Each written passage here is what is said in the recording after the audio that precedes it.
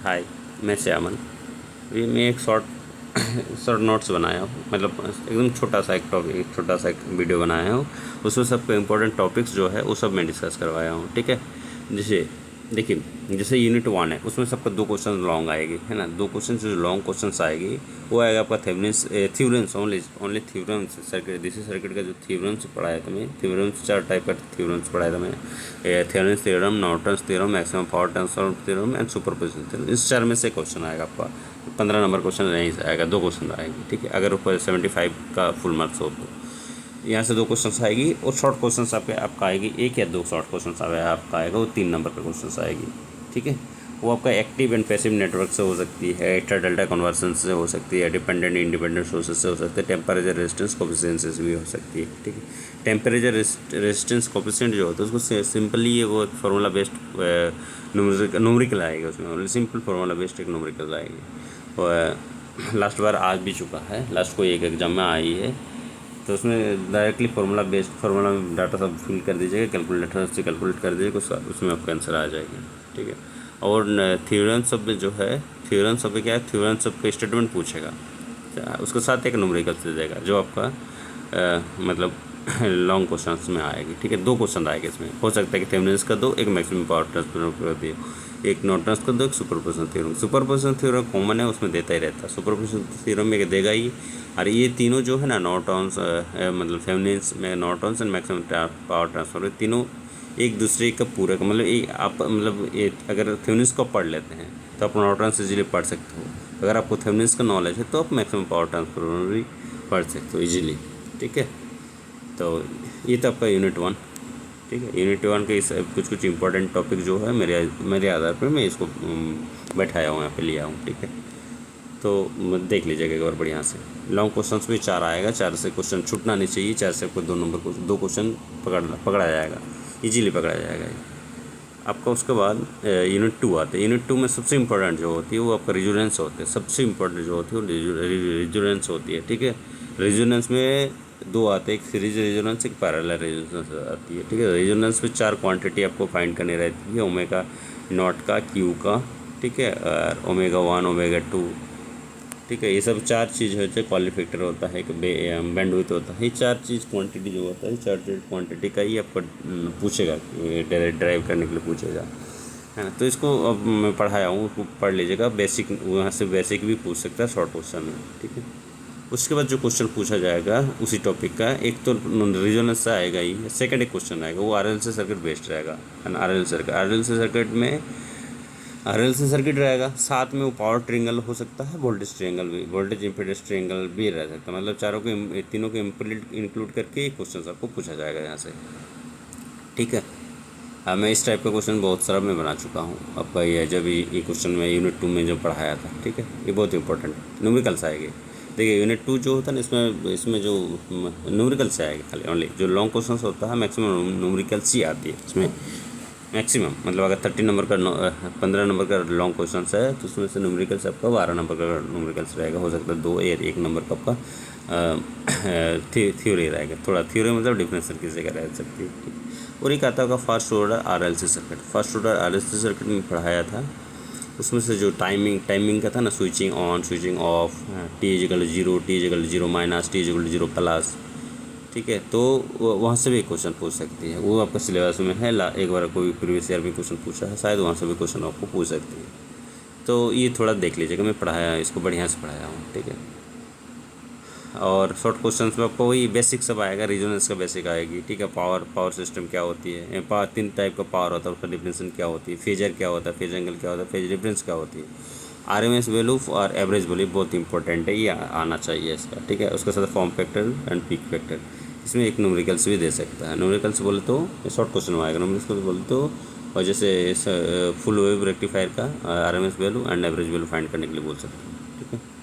अब चलिए यूनिट 3 जो होता है, इसमें DC machines and AC machines रहते हैं। डीसी मशीन्स में डीसी मोटर, डीसी जनरेटर रहता है, एसी मशीन्स में आपका रहता है synchronous motor and induction motor and synchronous generator, ठीक है।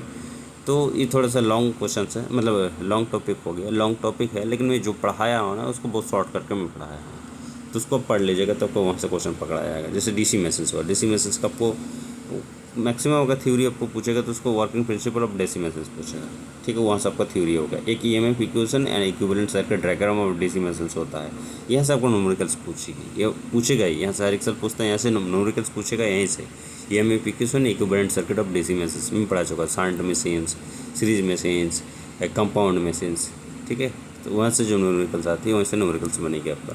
उसके बाद speed control of DC motor. Speed control देखिए 3 टाइप का स्पीड कंट्रोल रहता है, अगर शॉर्ट क्वेश्चन में भी पूछ सकते हैं। शॉर्ट क्वेश्चन पूछेगा तो तीनों में से कोई एक स्पीड कंट्रोल पूछेगा कि इस स्पीड कंट्रोल को आप दर्शाइए, ठीक है।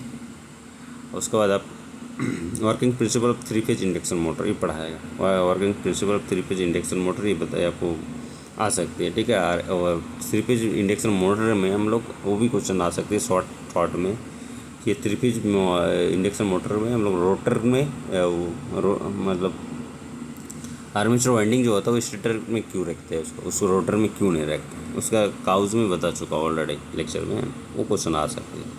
एक आपका सिंक्रोनस मशीन में एक रिलेशन होता है, F equal to 120 N equal N मतलब speed equal to N speed equal to 120 F by P, एक रिलेशन होता है। रिलेशन किस तरह से ड्राइव हुआ है ना, वो मैं ड्राइव कर चुका हूँ, वहाँ से एक क्वेश्चन आ सकती है। क्वेश्चन लास्ट बार आ चुकी है क्वेश्चन, ठीक है, वो कैसे ड्राइव हुआ वो क्वेश्चन आ सकते हैं। या फिर working principle of synchronous motion motor क्या है, या फिर working principle of induction motor क्या है, ठीक है, ये आ सकती है। और एक न्यूमेरिकल सबका आएगा इंडक्शन मोटर से। न्यूमेरिकल्स जो आएगी वो आएगा आपका स्लिप स्पीड बेस्ड, मतलब स्लिप स्पीड जो होता है ना एस के बाद जो न्यूमेरिकल्स बहुत सारा आया है वहाँ से एक न्यूमेरिकल्स आएगी आपका, ठीक है।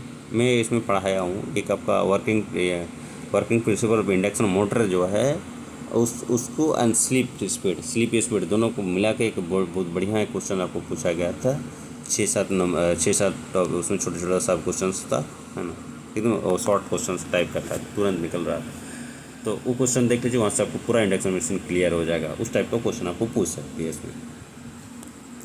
एंड उसके बाद आपका शॉर्ट क्वेश्चन है, देखिए बेसिक सब पूछेगा आपको। डीसी मशीन्स का कुछ बेसिक चीज़ होता है, एसी मशीन्स का कुछ बेसिक चीज़ होता है, टाइप ऑफ रोटर्स होता है, 3 फेज इंडक्शन मोटर और सिंक्रोनस मोटर का, ये सब क्वेश्चन पूछ सकता है आपको, बेसिक में आता है शॉर्ट क्वेश्चन में, ठीक है। ये मैं यूनिट 3 जो पढ़ाया था ना एकदम शॉर्ट करके मैं पढ़ाया, इसमें ज़्यादा लॉन्ग कुछ भी नहीं है, तो उसको आपको पढ़ना चाहिए, उसको पढ़ लीजिएगा बढ़िया से, आपको तुरंत ही ख़त्म हो जाएगा। 2-3 पेज का ही है वो, ज़्यादा है नहीं, ठीक है। चलिए अब जो आता है यूनिट 4 में क्या है, लॉन्ग क्वेश्चंस कहाँ से आ सकती है कि ट्रांसफॉर्मर से क्वेश्चन आएगा लॉन्ग क्वेश्चंस। ट्रांसफॉर्मर का इफिशिएंसी हो सकता है कि इफिशिएंसी से या फिर वर्किंग प्रिंसिपल ऑफ ट्रांसफॉर्मर पूछेगा, उसके साथ एक ईएमएफ इक्वेशन का ईएमएफ इक्वेशन ड्राइव करने के लिए पूछेगा, या फिर ईएमएफ इक्वेशन के साथ एक न्यूमेरिकल से दे देगी, ठीक है। ईएमएफ इक्वेशन के न्यूमेरिकल दे देगी, यहाँ से न्यूमेरिकल्स आएगा। एंड लॉसेस का भी न्यूमेरिकल्स आ सकती है, और एफिशिएंसी का भी न्यूमेरिकल्स आ सकती है, ऑल डे एफिशिएंसी का भी न्यूमेरिकल्स आ सकती है, एक बार आ चुका है। उसके बाद इलेक्ट्रिकल मेजरमेंट इंस्ट्रूमेंट है, उसका मैं एक लेक्चर ही आई थिंक लिया, तो एक लेक्चर जो लिया था, एक लेक्चर में 3 टाइप का टॉर्क को मैं बताया है क्या है, उसके बाद 2 टाइप का इंस्ट्रूमेंट को बताया है ना, वो पढ़ लीजिएगा। वो लेक्चर से क्वेश्चन 100% आएगा आपका, 15 नंबर का क्वेश्चन उसी से आएगा आपको, 15 नंबर का क्वेश्चन आपको वहीं से उसी से आएगा, ये 15 नहीं 7 नंबर का क्वेश्चन वहीं से आएगा आपको, ठीक है। अगर और करके एग्जाम क्वेश्चन ना दे तो और करके, जैसे कोई एक एग्जाम ईयर में और क्वेश्चन करके एग्जाम क्वेश्चन दिया था, और का मतलब जैसे 2 नंबर क्वेश्चन हो यूनिट 1, उसमें से 1 number A and B 2 question दिया, फिर और देके और वो ए एंड बी पूरा क्वेश्चन दे दिया, मतलब 4 क्वेश्चन टोटल यूनिट 1 से जैसे आया था, यूनिट 2 से भी 4 आया था। उस अगर वैसा क्वेश्चन देती है तो हर एक आपका मतलब पूरा फुल मार्क आपको, मतलब टोटल क्वेश्चन आपको आ जाएगा उसमें से, मतलब आपको मल्टीपल ऑफ चॉइस मिल जाएगी कि इसको आपको बनाना है, ठीक है। तो ये था आपका यूनिट 4 का। इसका शॉर्ट क्वेश्चन जो आता है आइडियल ट्रांसफार्मर, ये आना ही है उसको, ये आपको शॉर्ट क्वेश्चन में उसका फेजर डायग्राम दिखाना है, वो मैं दिखाया था। बेसिक नॉलेज ऑफ ट्रांसफार्मर पढ़िएगा तो उसमें बहुत सारी चीज़ें है, छोटे चीज़ें, वो सब भी आ सकता है। ट्रांसफार्मर को बढ़िया से पढ़ लीजिएगा, ठीक है। Different type of torque and induction type of instrument, induction 3 type का टॉर्क होता है ना इंस्ट्रूमेंट में, वो भी आ सकती है, ठीक, वो आता ही है जनरली, वो भी आ सकती है। तो देखिए ये मैं छोटा सा एक लेक्चर ले जाता है, छोटा सा एकदम, मतलब ठीक है, कुछ टॉपिक जो यहाँ पे डिस्क्राइब किए बहुत इंपॉर्टेंट सब है। थोड़ा सा इसको बेस्ट लेके आप अपना प्रिपरेशन करते जाइए, है ना, नोट्स मेरा पढ़ते जाइए, एंड हो सकता है कि आपको क्वेश्चन सब कुछ समझ में आ जाए, वहाँ पर सबको मिल जाए, है ना। चलिए ऑल द बेस्ट, मिलते हैं किसी दूसरा वीडियो में। Thank you.